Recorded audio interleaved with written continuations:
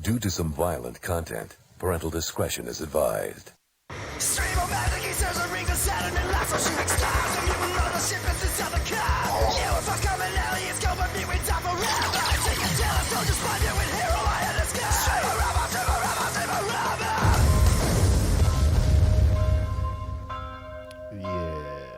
Yes. Welcome back, Indie Film Reviews. This is Streebo here with you. Today we're going to do something a little different. I'm going to bring you an actual indie film review. Yes, believe it or not.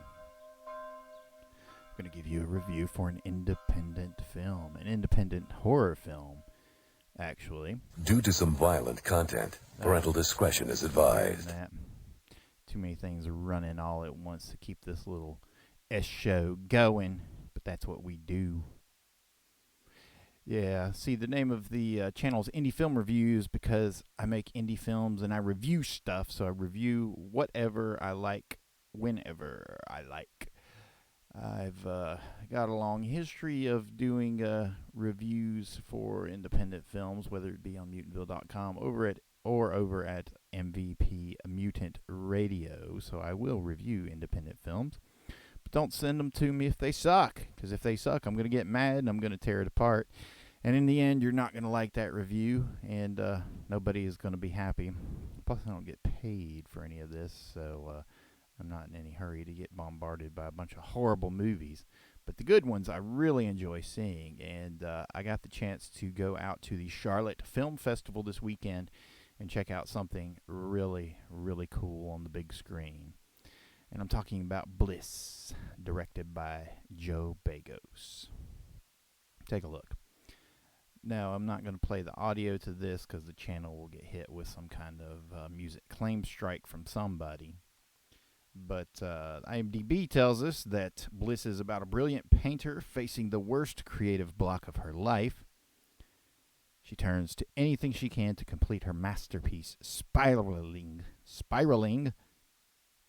Just can't even say words today, and I'm not even drunk. It's just Sunday.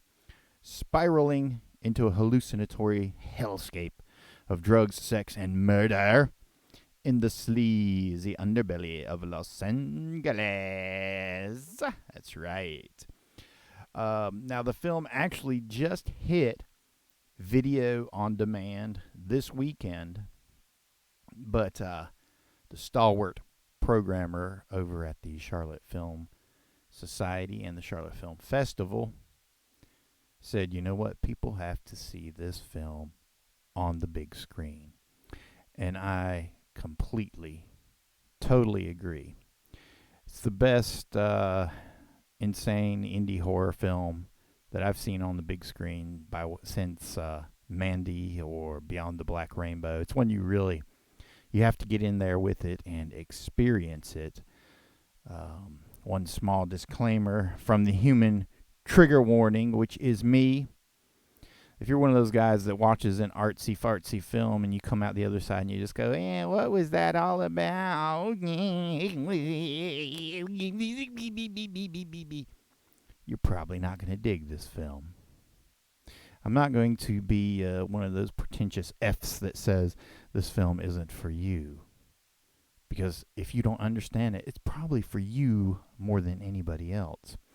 But what this film does that so few others fail to do is it translates the artistic experience, the experience of creating, living, dying, bleeding, effing for your art.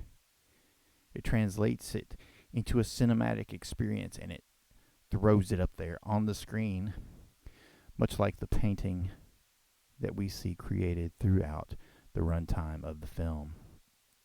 Yes. I'm not going to sit here and pretend that I know who Jeff Begos is, but I've got to give him props for this one. Very low-budget horror film. Very interesting take on a very old tale. I cannot recommend it highly enough. And needless to say, I was blown away by it. I was completely engrossed by it. It is a true experience in the cinema, the way films are meant to be experienced.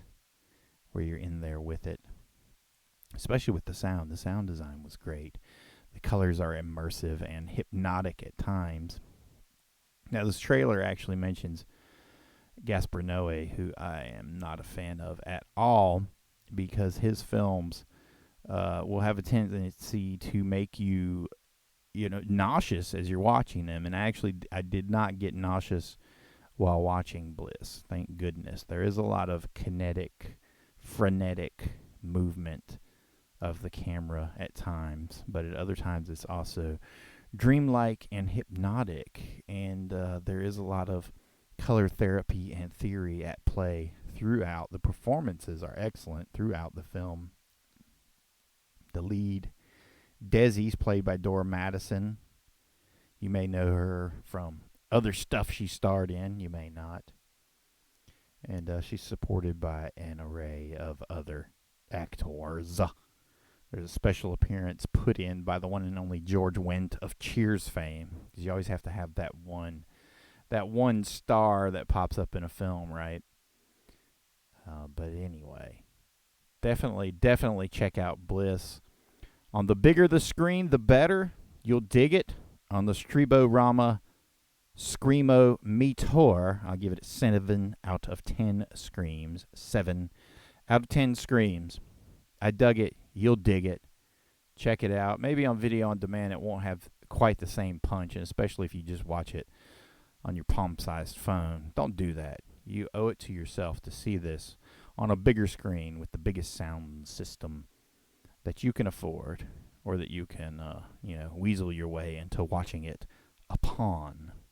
Go make friends with somebody. Tell them you'll bring the beer and the popcorn. Bliss will provide the rest.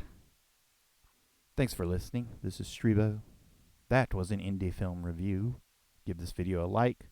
That means thumbs up. Subscribe to the channel if you haven't already. Follow us on Twitter. Us being we, being me. You can join the Facebook group over on Facebook if you are so inclined and you just cannot get enough of the constant onslaught of social media in all of its many Hydra-like forms. You can join us there too. If not, we'll see you back here in YouTube land, where we're real artists making real art. Not prosumers, not consumers, not YouTubers, but artists.